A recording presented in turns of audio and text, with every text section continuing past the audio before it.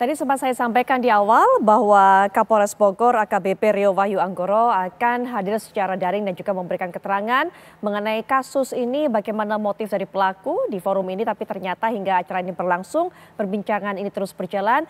Pak Kapolres masih belum bisa bergabung dengan kami dan juga memberikan keterangan kepada Anda, para pemirsa. Kita juga akan dengarkan bagaimana pandangan Dr. Zulfia, Dr. Vivi mengenai hal ini. Ada tensi tinggi ini dialami oleh setiap anggota kepolisian dalam melaksanakan tugas begitu. Walaupun itu tugas baik yang di kantor ataupun juga berinteraksi dengan masyarakat, apakah itu bisa mempengaruhi kondisi psikisnya, kejiwaannya, ketenangannya dan sebagainya, dokter? Ya, tentunya Mbak Putri, semua faktor tekanan, apakah itu dari tempat kerja, apakah lingkungan keluarga, sosial, bisa berkontribusi terhadap adanya suatu tindakan yang didorong oleh suatu kondisi emosional tertentu. Seperti kasus ini kan sebetulnya kasus katakanlah personal ya terhadap individu kepada ibunya, bayangkan ibu kandungnya. Tapi karena ini menyangkut anggota Polri sehingga akan menjadi lebih disorot tentunya ya. Tapi kita perlu memperhatikan apakah ada pola-pola perilaku yang sebelumnya sudah ada pada individu tersebut yang memang individu tersebut misalnya sudah punya masalah dengan pengendalian emosi, punya masalah dengan pengendalian impuls atau dorongan-dorongan. Ketika misalnya marah, ketika beliau menginginkan sesuatu, kemudian tidak bisa dikendalikan, dorongan misalnya untuk melukai, mencederai orang lain. Nah ini perlu menjadi suatu perhatian khusus. Apakah ini bagian dari suatu kondisi mental tertentu, misalnya ada gangguan mental tertentu, apakah gangguan kepribadian, misalnya, apakah ini suatu gangguan psikosis? Kalau psikosis itu memang ada gangguan pada penilaian realita biasanya ya. Artinya dia tidak sadar penuh saat melakukan suatu tindakan didorong oleh delusi atau halusinasi. Atau misalnya orang dengan gangguan depresi yang berat, di mana ada pikiran-pikiran ke arah bunuh diri yang bisa sampai juga berkembang menjadi membunuh atau menghilangkan nyawa orang terdekatnya. Nah, kita juga perlu evaluasi, apalagi tadi ada berita peredaran miras gitu ya. Apakah under influence? Apakah yang bersangkutan di bawah pengaruh alkohol atau nafza, narkoba? Karena itu juga bisa mempengaruhi cara berpikir, cara pengendalian emosi. Itu jadi, semakin memperburuk pengendalian emosinya? Ingin melampiaskan emosi terus atau seperti apa, Dr. Vivi? Ketika ada satu pemicu yang membuat emosi tertentu muncul, misalnya kalau tadi saya lihat dari narasinya adalah meminta sesuatu kepada ibunya, tidak langsung dituruti, kan itu sepertinya sepele ya, trigger.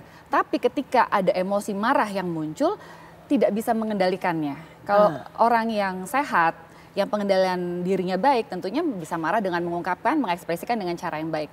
Tapi ketika misalnya di bawah pengaruh zat tertentu atau memang ada masalah dengan kepribadian, emosional, ada masalah mental tertentu, sulit untuk bisa mengendalikan dorongan emosinya dan juga dorongan atau impuls untuk melakukan suatu tindakan yang sifatnya agresif. Karena kita lihat kalau tadi dari narasinya juga setelah katakanlah melakukan satu tindakan tertentu dengan ada lagi tindakan berikutnya mengambil tabung gas. Artinya di sini tuh ada kemarahan yang besar. Kemungkinan ada kemarahan yang besar, kita nggak tahu apakah ada pola interaksi antara anak dan orang tua yang sudah terjadi dari kecil sampai dewasa yang membuat akumulasi nih dokter. Bisa jadi gitu. Karena tidak serta-merta kita sebagai katakanlah orang dewasa yang sehat, ketika kita marah dengan orang tua kita akan melakukan tindakan seperti itu. Kita bisa compare dengan diri masing-masing. Berarti ada tanda tanya nih yang memang kita perlu evaluasi lebih lanjut. Gitu. Jadi sebelum melihat memang apakah ada tekanan dari lingkungan pekerjaannya sebagai seorang anggota polisi, tapi juga secara individu, personality, apakah ada masalah kepribadian ataupun juga masalah kesehatan mental pada individu. Baik, nanti kita akan perdalam lagi Mas Bambang, kemudian juga Pak Rianto akan memberikan catatannya. Tapi sebelumnya kita akan menuju ke Bogor terlebih dahulu. Rekan kami Eko Hadi akan memberikan informasi terbaru mengenai perkembangan kasus ini. Silakan Eko Hadi. Ya, Putri Viola dan pemirsa TV One, selamat malam. Hingga saat ini, awak media itu masih menunggu informasi sepenuhnya dari pihak polisian. Sedangkan untuk pihak Polres Bogor sendiri juga masih menunggu hasil dari sidang etik atau pemeriksaan etik di Polda Metro terkait diduga penganiayaan yang dilakukan oleh oknum kepolisian di Kecamatan Cilengsi, Kabupaten Bogor. Dan informasi yang saya peroleh juga di lapangan bahwa memang terduga pelaku ini juga menjual miras. Namun hal tersebut masih diperdalam oleh pihak kepolisian. Apa betul dua pelaku ini melakukan penjualan miras di sekitar wilayah Kecamatan Cilengsi. Namun informasi dari warga memang beberapa kali terduga pelaku ini sempat meresahkan warga dan hingga akhirnya terjadi kejadian beberapa hari lalu yang menewaskan atau meninggal dari ibu kandungnya sendiri ya, dianiaya. Itu. Eko Hadi, Eko tadi sempat sampaikan kesaksian para warga menyebutkan bahwa tindakan oknum ini ada beberapa kali meresahkan warga. Apa yang dilakukan sehingga kemudian mengundang keresahan dari warga dan seberapa sering sebenarnya dilakukan oleh oknum polisi ini? Ya, seperti yang saya kemarin terima laporan dari warga pada saat melakukan wawancara atau interview terhadap warga sekitar, memang beberapa kali ada sempat terjadi cekcok dengan antara terduga pelaku dengan warga sekitar. Bentuknya dalam hal nyaris melakukan kekerasan dan beberapa kali juga warga terlibat pertengkaran dengan terduga pelaku. Seperti salah satu contohnya adalah terkait masalah parkir dan itu pun dibenarkan oleh warga ketika saya melakukan wawancara kemarin, sehingga warga pun langsung menilai untuk terduga pelaku secara sifat maupun sehari-hari seperti itu kurang lebih, Putri. Saat melakukan konflik dengan masyarakat begitu, berantem dengan para tetangga yang ada di sana lah. Nah, ini selalu terduga pelaku masih dalam kondisi sadar atau mungkin terpengaruh minuman keras dan sebagainya menurut pengakuan dari warga yang ada di sana? Ya, untuk informasi tersebut saya belum menerima kesaksian dari warga, namun yang pasti beberapa kali memang warga sendiri mengaku agak sedikit resah akibat pula dari terduga pelaku ini. Gitu, Putri. Eko, apakah mendapatkan informasi juga, baik mungkin dari warga yang ada di sana ataupun pihak kepolisian, saat bertemu ibunya pada hari itu, saat melakukan tindakan, apakah terduga pelaku ini juga dalam kondisi yang memang sadar atau dalam pengaruh zat tertentu? Apakah ada informasi mengenai hal itu? Iya, sama. Untuk informasi tersebut saya juga belum memperoleh karena memang saat itu warga hanya menyaksikan saja. Ya, terlibat cekcok mulut ataupun yang menyebabkan warga menduga atau menyangka bahwa terduga pelaku ini terpengaruh atau di bawah pengaruh minuman keras. Gitu, Putri. Dari warga yang ada di sana ataupun juga mungkin saksi mata, apakah mereka mengetahui bagaimana komunikasi sejauh ini biasanya atau komunikasi sehari-hari antara terduga pelaku dengan korban, dengan ibunya sendiri? Ya, warga sendiri juga kurang begitu tahu interaksi maupun komunikasi antara anak dengan ibu kandungnya sendiri. Namun yang pasti warga melihat sosok ibu kandungnya ini orang yang cukup ramah dan baik hati. Tentunya sering berkomunikasi juga dengan warga sekitar, kurang lebih seperti itu. Baik, terduga pelaku ini tinggal di sana memang sehari-hari atau hanya sesekali pulang ke rumahnya ini, ke tempat ibunya ini, Eko? Iya, berdasarkan keterangan dari warga, mereka hanya sesekali saja melihat terduga pelaku ini ada di tempat tersebut atau di sekitar lokasi kejadian, dan mungkin bisa disimpulkan bahwa diduga pelaku ini tidak tinggal di tempat atau tempat kejadian perkara yang kemarin itu. Baik, Eko Hadi, terima kasih informasi yang sudah disampaikan kepada kami. Nanti kita akan terus tunggu bagaimana perkembangannya. Pak Arianto, ini menarik, tapi sebelum kita membahas tadi sudah ada catatan dari Mas Bambang, evaluasinya bagaimana begitu kan, kemudian juga pengawasan yang melekat ini seperti apa. Nah, ini Pak Arianto, diduga memang ini masih simpang siur, kita tunggu kepastian dari pihak kepolisian, tapi ada faktor penjualan miras di sana, apakah memang polisi tersebut memang terlibat?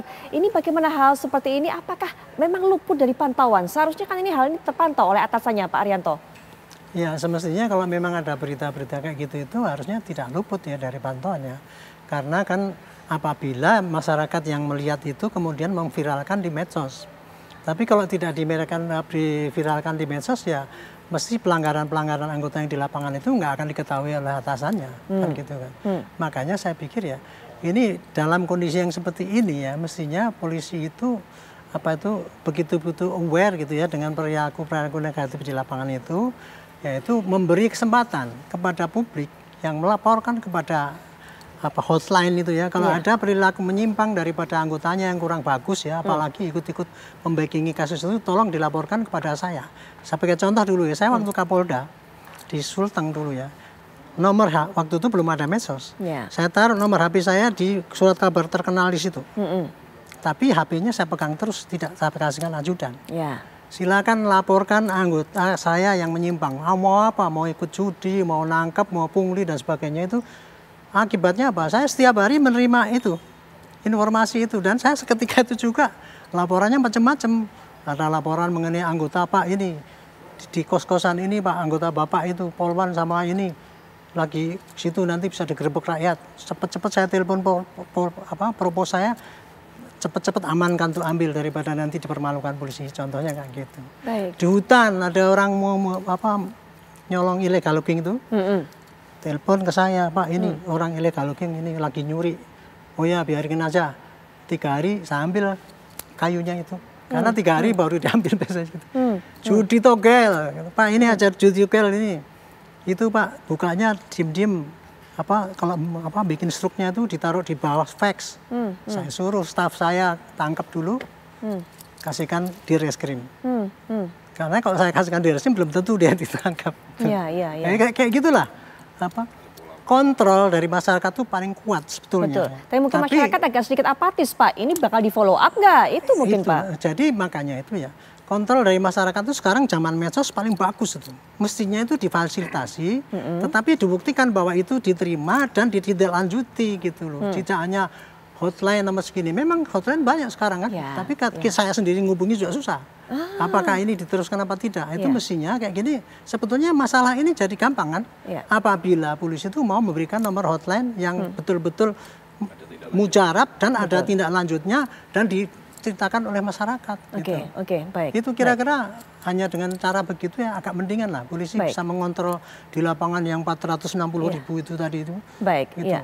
Kita memang masih menunggu bagaimana konfirmasi dari pihak kepolisian. Apakah memang betul ada peredaran miras tersebut legal, ilegal dan sebagainya. Tapi ini bisa jadi 2 kasus Mas Bambang. Selain kemudian menghabisi nyawa ibunya sendiri, terlibat juga mungkin di peredaran miras ilegal. Tapi sekali lagi kita masih belum tahu. Tapi banyak sepertinya polisi-polisi yang punya kekuasaan, punya akses dan sebagainya memanfaatkan hal ini. Tapi nanti Mas Bambang catatannya, kita akan jeda sejenak, kami sudah kembali saat lagi.